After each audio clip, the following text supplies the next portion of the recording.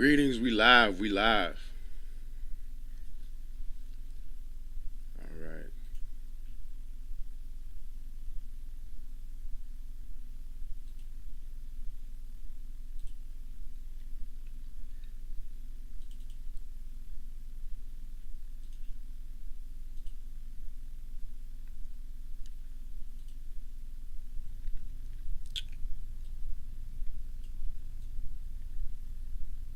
all right. So the big three. I'm gonna go ahead and get started. I'm trying to see if my partner said he wanted to come in here and check me out, see what I got to say.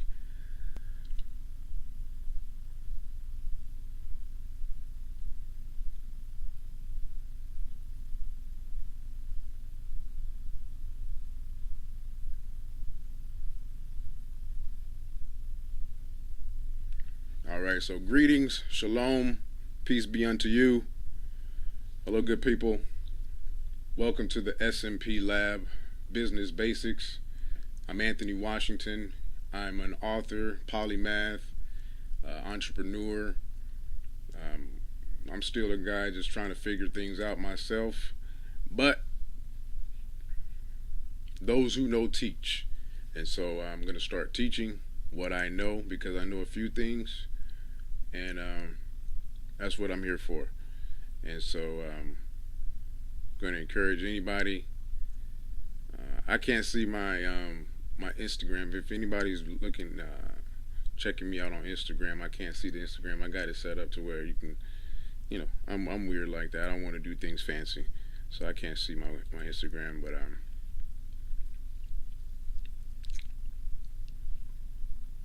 so first things first, if I can humbly ask you to just do all those particulars, hit the like button, hit the share this, do all those good things. I'm not a YouTuber quite yet. We're getting there. We're getting there. But we got to start somewhere. I'm a Spurs fan. The big three, man, the big three, they represent a time in Spurs history. Anybody who's into sports knows about Greg Popovich, the Spurs, their dynasty. It was a beautiful time in sports. Their little, they didn't. A lot of people would say they didn't have a dynasty because they didn't win back to back, but they showed dynastic tendencies because they were so consistent for such a stretch of time, and they represent if you want to run a business. Think about those teams at that time. You had the Lakers. Lakers had a dynasty because they won three. The Pistons got one during the 2000s. I'm thinking about the 2000s, and from the 2000s on through, you had the Pistons, you had the Lakers that won three. They were a dynasty. Miami got one. Boston got one. Kobe got two after. So the Lakers again. They represent what, and then of course the Spurs got five in that time. Well, not from '99, 2003, 2005, 2007, 2014. That's in five championships in a span of 15 years. I'll take that. I'll take that in business. Having five top-notch years, man, you can't beat that. Say if you're a small business and you're regular a regular year you can profit. I talk about profits. You can profit 150,000, right? That's a regular year. But think about five times in a 15-year span where you double that. That's like winning a championship. You double your sales to 300,000, double your profits to 300,000. In 5 years, that's 1.5 million that on top of what you had already projected. That's five championships. That's really comes down to consistency and having something foundational. And don't let me digress. Don't let me get too sentimental about the Spurs because when yeah, the Spurs. So the big three went. So if you look at that thumbnail, I put.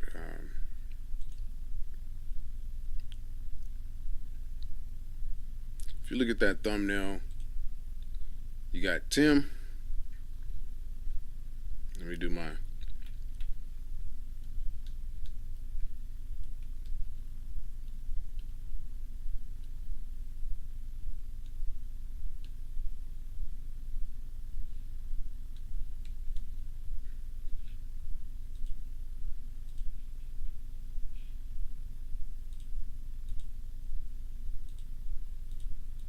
All right.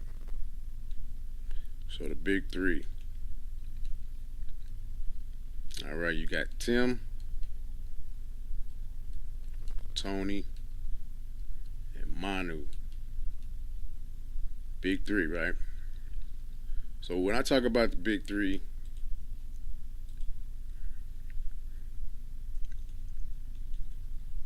in business, especially local business, let's talk about Tim. What did Tim represent? Tim represented structure.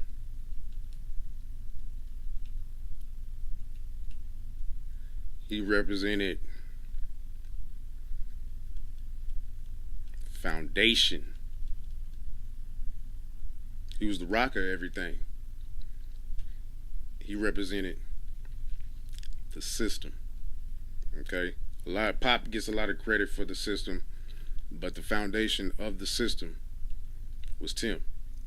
So what does that mean for you in your local business? That means again having systems. That's systems for your hiring, for your content, or that's marketing, for your leads. And that's lead management, lead. So lead management. That means nurturing. Again, creating content. That's foundational things. You need systems for your reviews. Now more than ever, especially for local service businesses, reviews are the foundation of getting more leads. Getting more leads and being able to generate revenue. That's the bottom line. It's the bottom line. So that's what Tim Duncan represents. When you talk about big three, you want to talk about having the foundation. Your foundation, without the foundation, everything crumbles.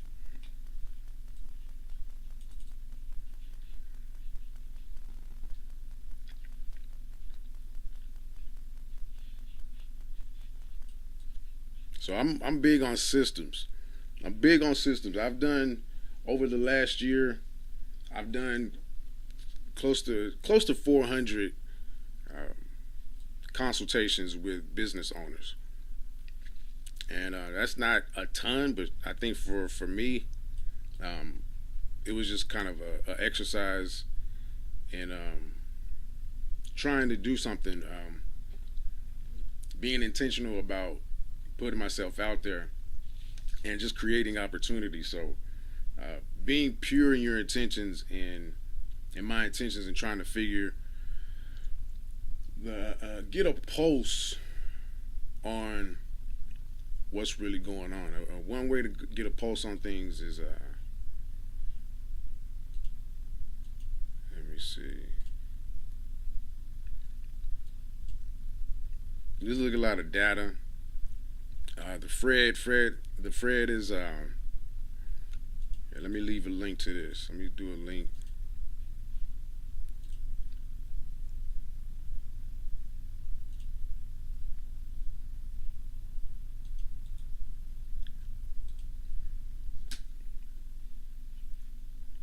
Fred's gonna give you a lot of data as far as economics, inflation, unemployment. So on a macro level, you can look at the Fred, and it's you have to kind of play with it because it's not just the most intuitive thing, but it can give you a good idea of some numbers. You can be it is pretty thorough, pretty extensive to the point it can be overwhelming for some. Um,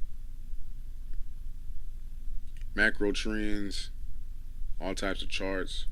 These are the type of things I look at on a regular basis.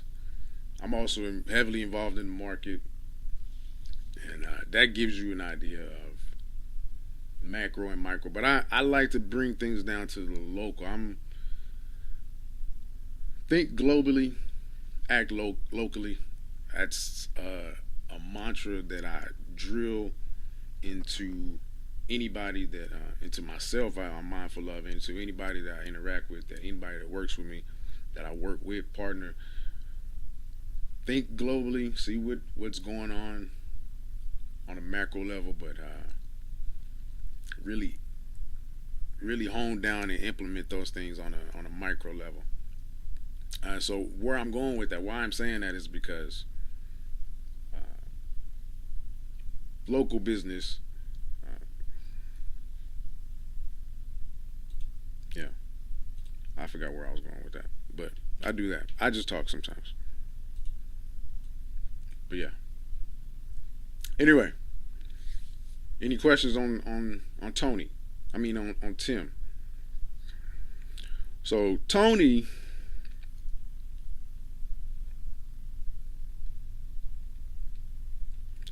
represents management. Okay, Tony represents the machine. I always think of business like a machine. I try to make business, the concept of business, as simple as possible. I always say, if a 5-year old can't understand it, then you need to go back to the drawing board. And so I taught my 5 and my 7-year old about business, and I can, I've drilled it in them, and they can understand that it's about systems, management,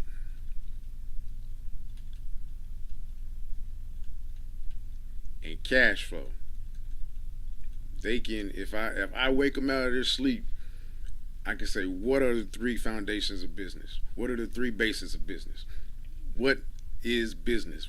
Any variation of that, I can say, what is the foundation of business? And they'll say, they can wake up out of their sleep, say systems, management, cash flow, and they think of it.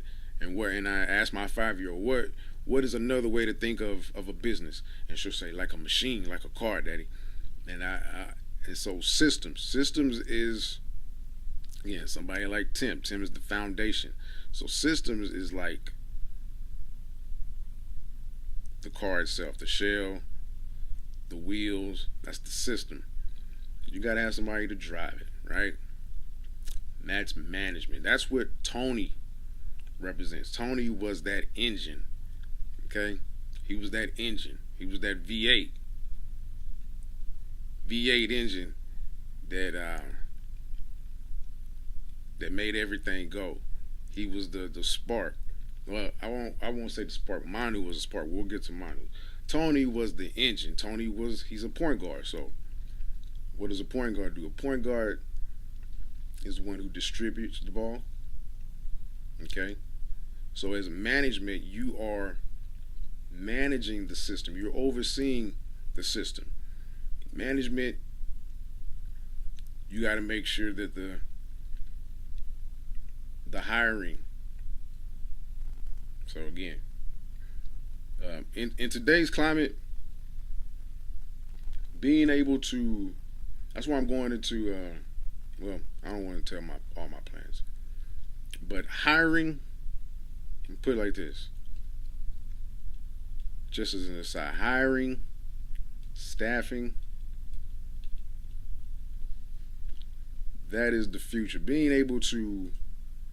That's the future. Being able to find people who want to work, being able to incentivize them, but being able to find them first, being able to incentivize them, being able to get them to uh, move through the process, to take you seriously, to engage with your application, engage with your process. Again, you should have a system. If I'm setting up a system right now in our home healthcare business to streamline the providers that we can bring in, because it's a high turnover business, and you want to keep a steady stream of qualified candidates. Or if you don't have the candidate, if you don't have the staff, you can't service the clients. It only makes sense, right? And so being able to keep that funnel going, uh, because it can be tedious to be able to try to send all these emails, uh, make all these calls, and that's why you have a system. So management, that should be somebody that you should have a dedicated person who's management. Doesn't matter how big your company is, you have to have a manager. So you can have a VA if you're on a tight budget, or if you're a solopreneur. I'm a huge proponent of virtual assistants, and just as a shameless plug, I have a virtual staffing company. It's growing exponentially, and we help staff.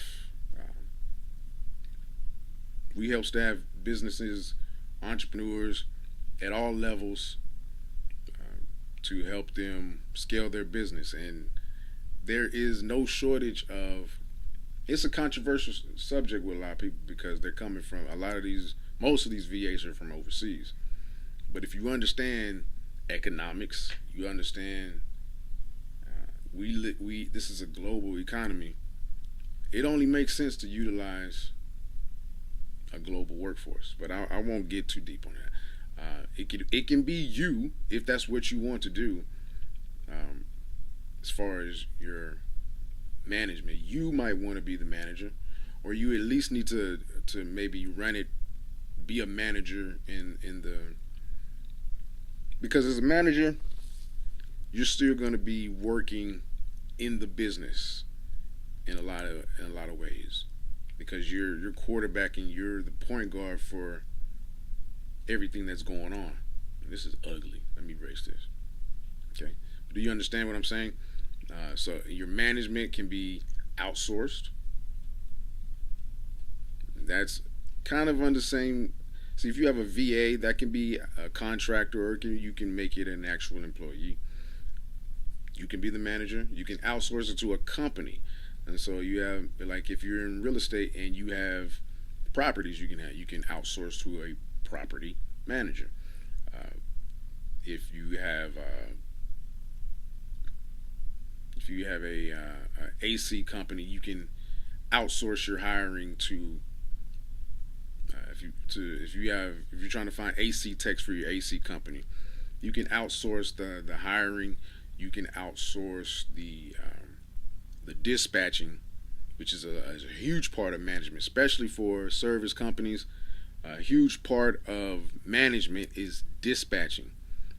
So you can outsource that. This is all part of management. These are things you want to think about. Management.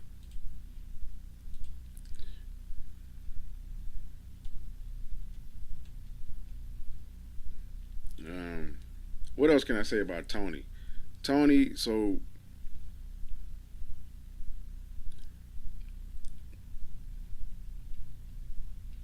let's talk about some attributes of Tony that you want your manager to have. You want your manager. So Tony is the manager. You want your manager to have a lot of energy. Okay, because you have to manage personalities. You have to manage, again, systems. And those personalities are going to be internal,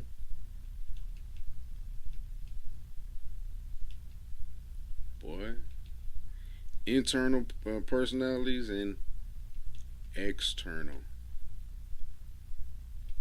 Ooh, this ugly. You know what I'm saying? Uh, you have to manage the cash flow. You know, make you have to make decisions as far as how you're going to allocate the marketing budget,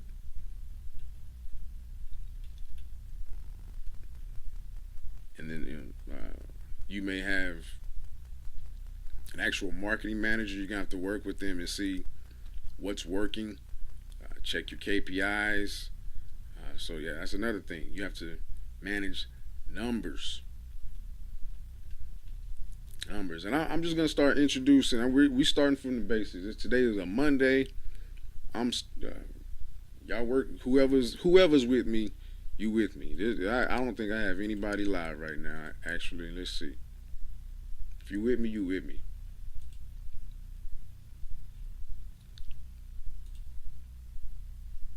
Anyway, we rolling. We're gonna start introducing just business jargon. So when you come to your numbers, you got KPIs, which is key performance indicators. KPIs. Okay. You want to know your numbers. Now, if you don't want to, this I'm not talking to anybody who doesn't want to scale. If you don't want to scale, if you don't want to grow your local business, then this doesn't apply to you. But when you start to when you start to really ramp up your systems, that adds to your cash flow. That comes from that. That's going to add to the numbers. The numbers and cash when cash flow. I said that's when you can scale. That's when you can add to your marketing dollars, and that's when you can begin to bring in more leads, more money, more money.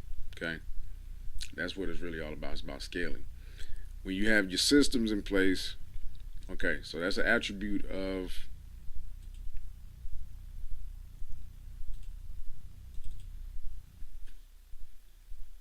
it's one attribute of a manager, energy.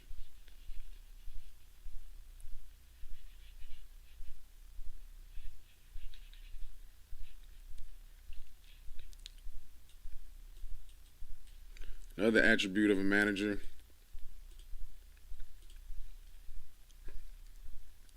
that you want to have is basic knowledge. Knowledge, aptitude,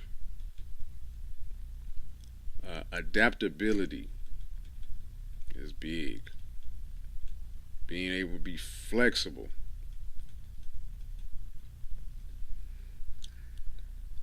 being able to be stern, empathetic,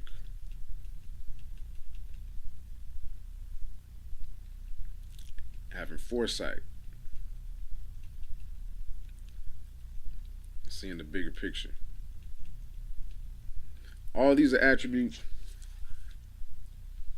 that your manager, your point guard, need to exhibit in some kind of way. And if this is you, well, really it should be you because you're the big manager in whatever capacity that you play in your business. If you read, what is it? I don't have it here. The E Myth. He talks about E Myth is required reading. Required. Let me go get it. I have it. Matter of fact, let me go get it.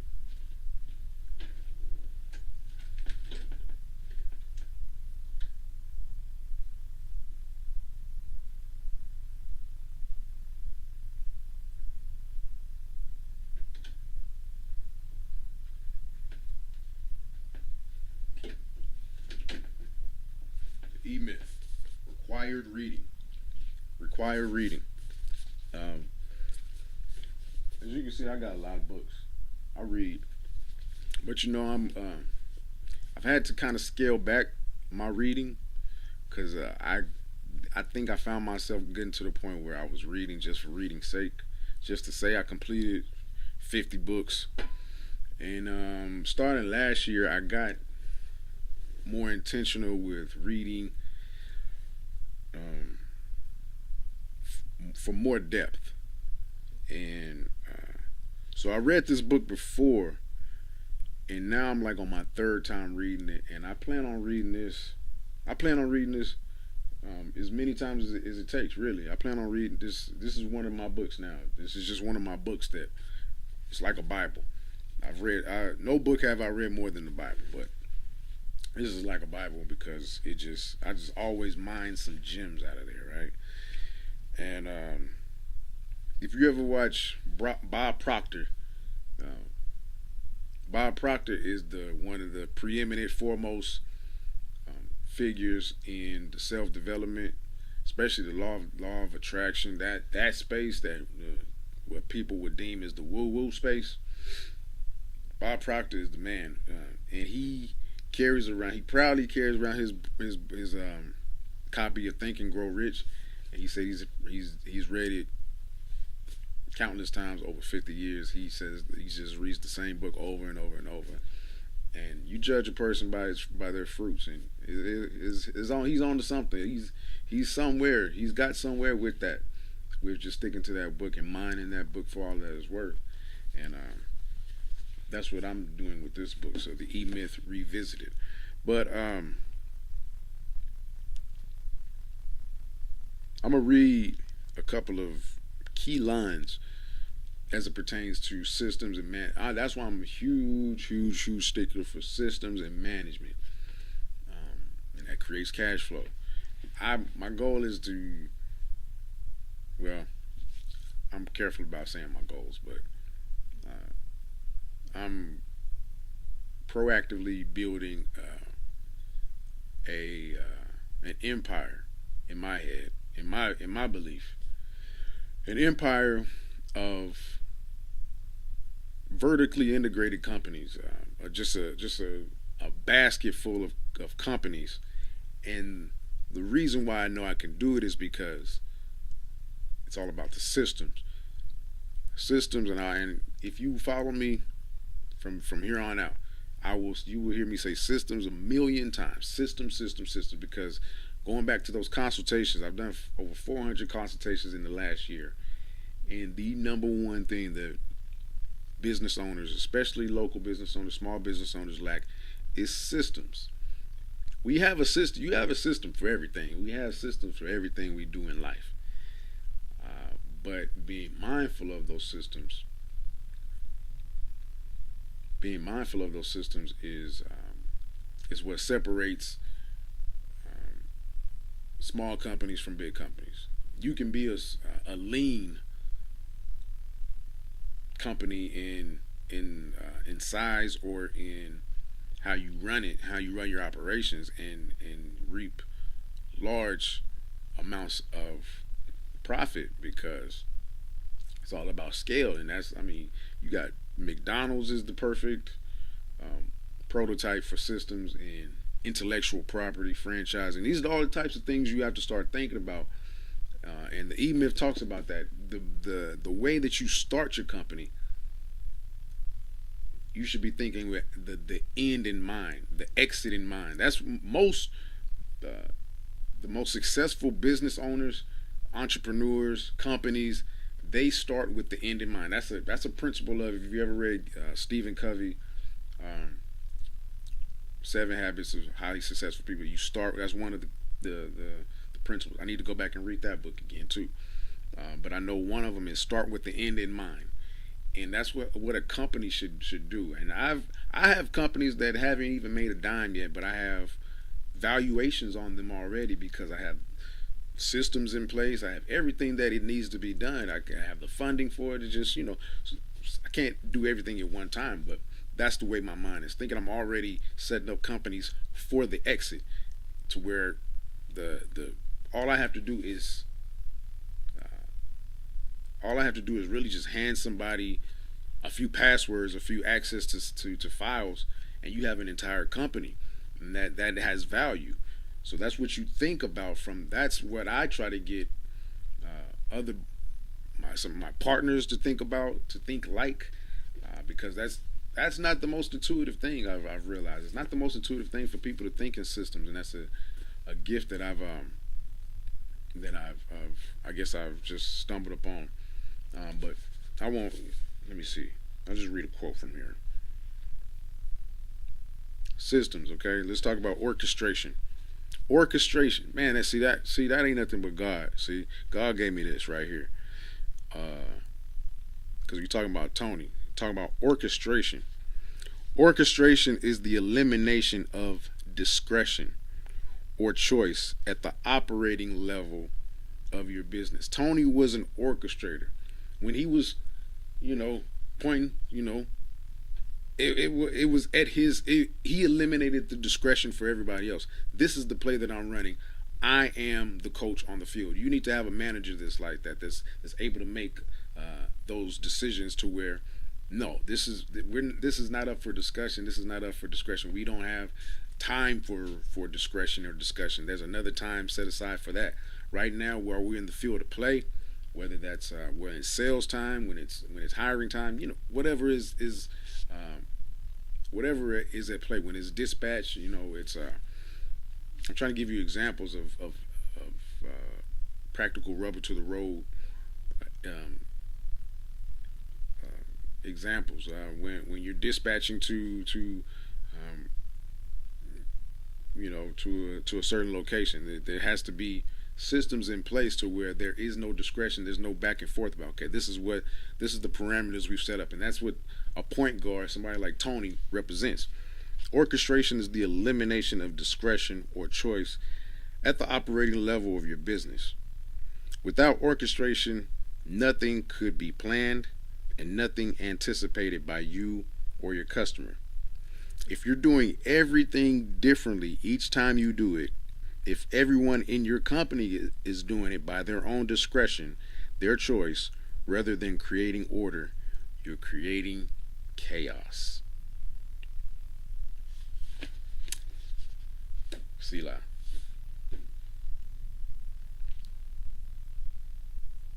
So rewind that back if you didn't get that. That's um that's the basis of systems.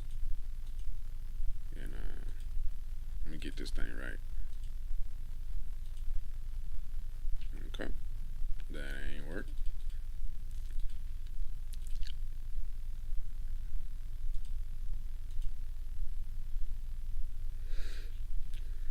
All right, let me check on the market real quick.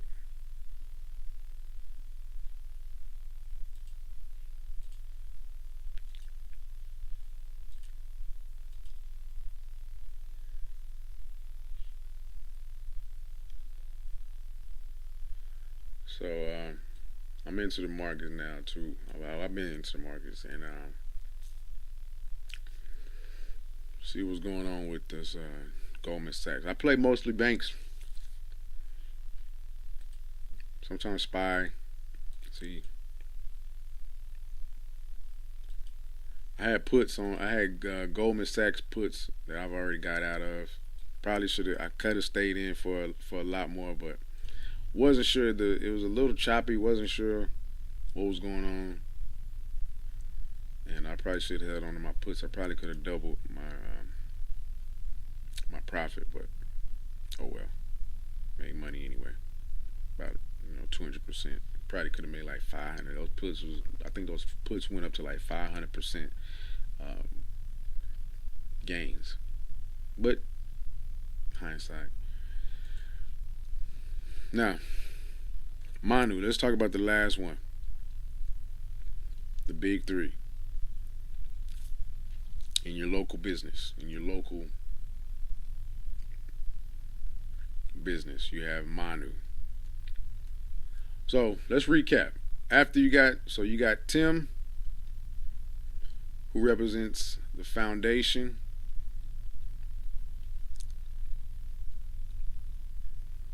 So ideally, you would be the Tim of your company, right?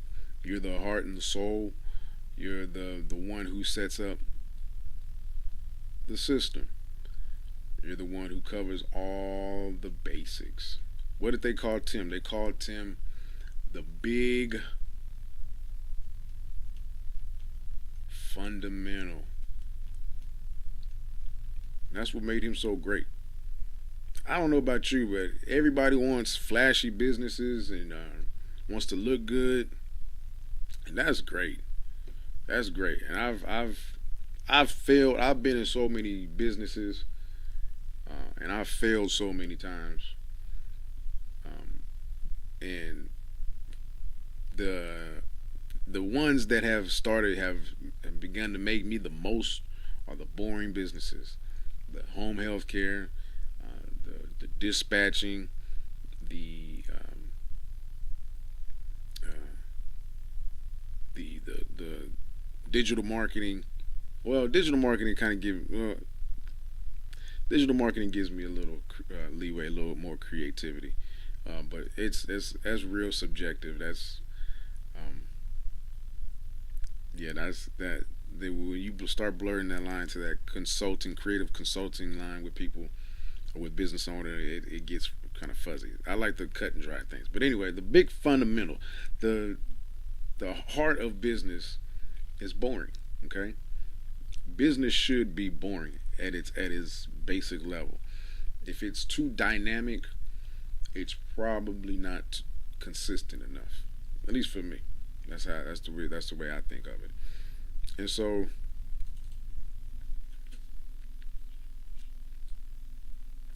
that's Tim.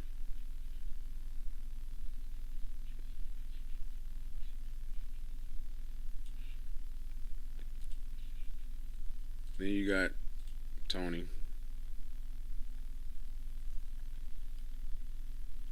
So Tony is the point guard, right? PG.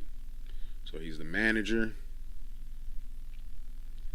He's the engine.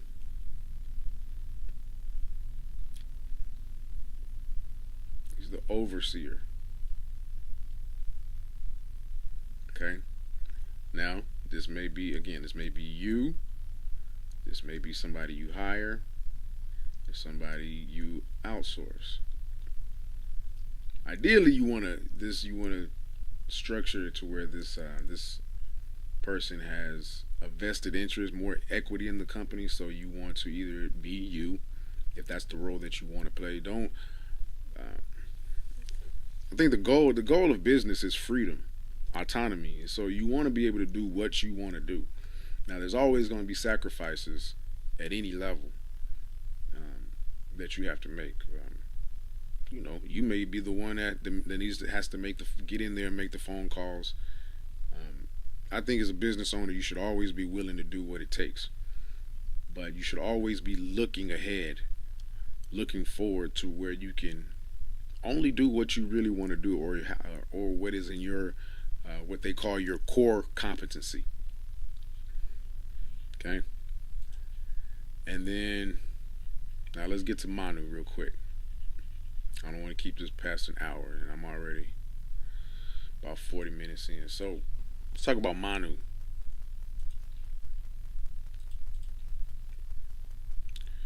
So Manu represents spark, represents creativity. Manu Ginobili was one of the most dynamic players ever, right? He was exciting. He created that spark. He was creative. He represents what you can do with cash flow. Okay, when you have your systems, when you have your management, it creates profit. That's why systems management, profit, or cash flow. And you can infuse that back into the business. Infuse it back into the business so that makes everything grow. Okay, it makes everything grow. Everything gets bigger, right? All right, I'm going crazy. I'm tripping. Okay, but anyway, you get what I mean. I'm gonna get the hang of this, man. I'm gonna get the hang of this. this thing. I gotta start somewhere, right? Gotta start somewhere. But yeah, so let's go back. So Manu represents creativity. He represents freedom. Manu went out there and he kind of just yeah he say cash flow. Manu would go out there and fuck up sometimes. Excuse my language, right? He would go out there and fuck up sometimes. He would be free. He was what I say, a spark. He would bring something different to contrast that balance, to contrast that boring nature, the quote unquote boring nature of Tim. Um, Tony was exciting in his own way. He was, but not to the degree that Manu was. Manu, that was his trademark: being exciting, being flashy, being unpredictable.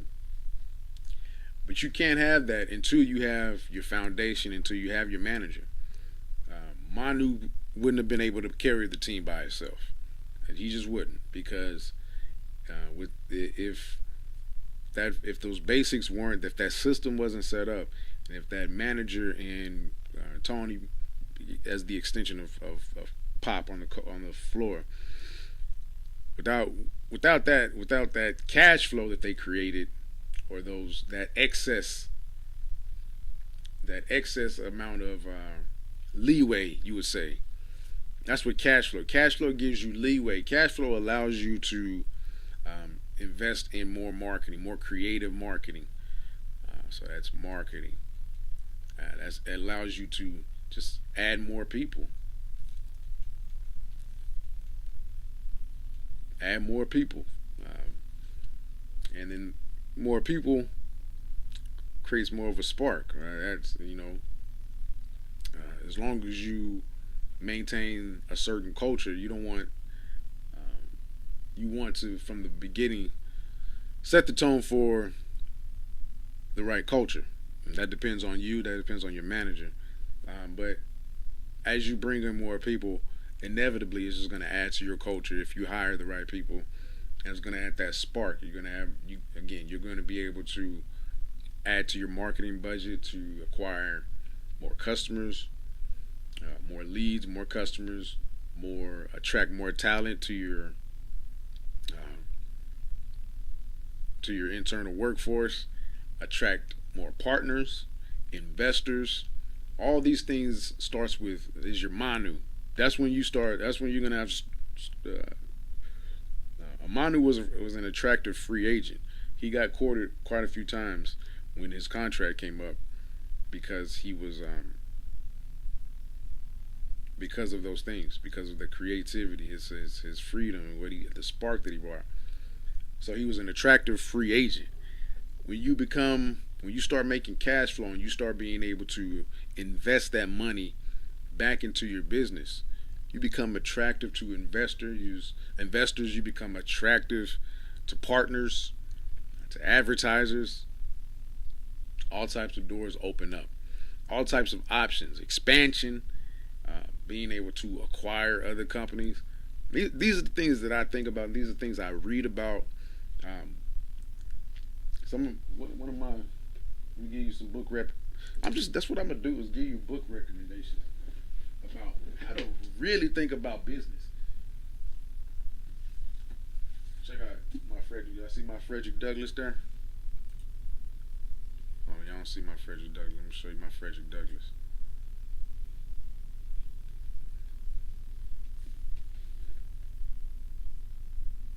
There go Fred right there. Frederick Douglass. He's somebody I admire. I got his life and time. But anyway, yeah. Check this book out. Merchants of Debt. KKR and the Mortgaging of American Business. Read this book. I don't have it here.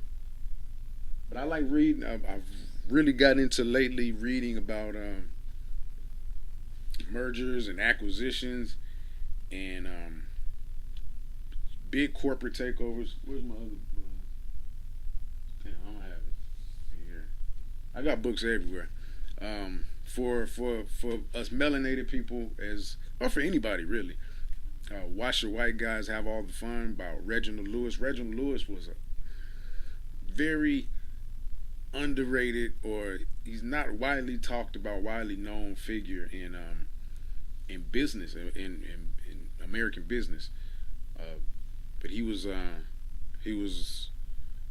at one time the richest black man in America. He was responsible for the biggest corporate um, acquisition at one point back in the 80s. He died very young, but that's that the when you read those books, it gives you a different, really MBA level type of education that some people, it's all about exposure. Some people or some cultures or some certain demographics, you go um, if you're exposed in that environment, if you grow up in that environment, if you're groomed to go to Wharton Business School, if you're groomed to go to these MBA schools, some of these things, these concepts and ideas, they're natural to you. They're not foreign to you. But when I started reading these types of books, it was paradigm shifting for me. But it really was very intuitive for me. It was really something you could. These are the most extreme um, end of the spectrum as far as big business, right? Most of us will never get to that point, but at the end of the day, it's still business principles that can be applied on a small level. I, my goal is to use the same types of principles and tactics to acquire smaller businesses in due time. I've already accomplished those things to a certain level, and I'm not nowhere near where it's an ongoing journey. But don't let me digress. But um, where was I going with that? That's what cash flow. That's what cash flow allows you to do. When you read these books about these mergers and acquisitions, these leverage buyouts, if you really cut through the fetter of the fancy talk of what they talk about, it really boils down to they're buying for cash flow. They evaluate these companies by how much cash flow that they bring in, and then you just have to agree on a multiple that you want, or um, how much cash flow you'll take as a multiple up front. It's all types of ways, and I'm learning all types of ways to restructure and restructure debt. Man, all these concepts is something that you could apply, and I can't wait to do big business on that level. I will do business on that level, but it's really just about it, again, getting back to the basics, understanding what big business is concerned about. And they're concerned about cash flow. Cash flow. I think that's another um, tenet of business that I don't see a lot of businesses really emphasize. A lot of business owners can get caught up in gross numbers and forget about margins, forget about actual cash flow, because that's what you have to actually spend. That's what you have to actually grow, to distribute, to use, to invest. So uh, that's man, cash flow is everything. Cash flows first, equity second. You can get cash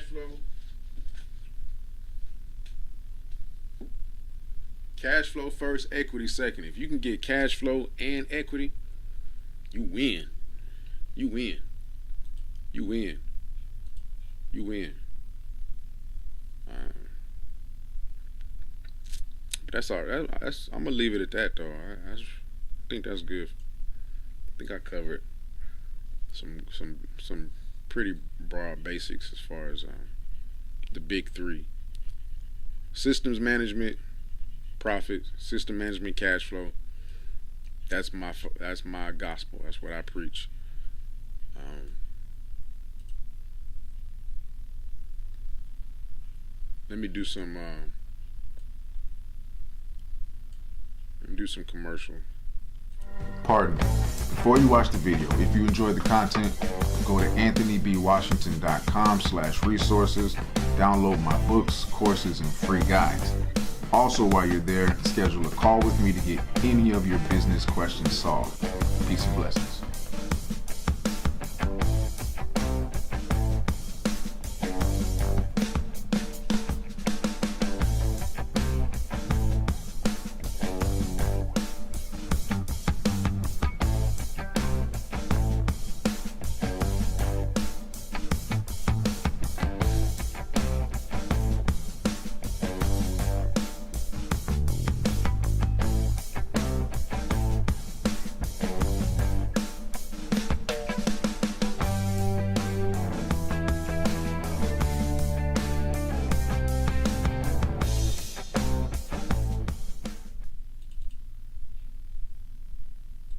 Pardon me.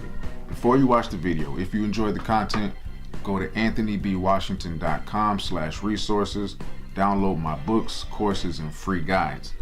Also, while you're there, schedule a call with me to get any of your business questions solved. Peace and blessings. All right. So again, it's really all I got. Like, share, subscribe, and I'll be back later on today.